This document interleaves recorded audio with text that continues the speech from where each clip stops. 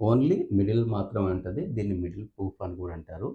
చాలామంది ఎక్కువగా ఇష్టపడి యేసుకునే హెయిర్ స్టైల్ ఇది. ఇది ఇప్పుడు మనం చేసే ప్రాసెస్ అంతా మీకు ఐడియా ఉంది. ఫస్ట్ కోంబింగ్ చేయాలి. తర్వాత మనం నీట్‌గా సెక్షన్ వైస్‌గా ఇక్కడి నుంచి మనం తీసుకున్న లెంత్ ఏదైతే ఉందో ఇది అడ్డంగా వచ్చేసేటప్పుడు 2½ ఇంచెస్ తీసుకోవాలి. ఇలాగా ప్యాక్ చేసేటప్పుడు 5 ఇంచెస్‌లో ప్యాక్ చేయాలి. దాని తర్వాత మీరు బ్యాక్ కాంబింగు 3-4 సెక్షన్స్ వాల్యూమ్ వచ్చేలాగా బ్యాక్ కాంబింగ్ పర్ఫెక్ట్‌గా చేసుకోవాలి.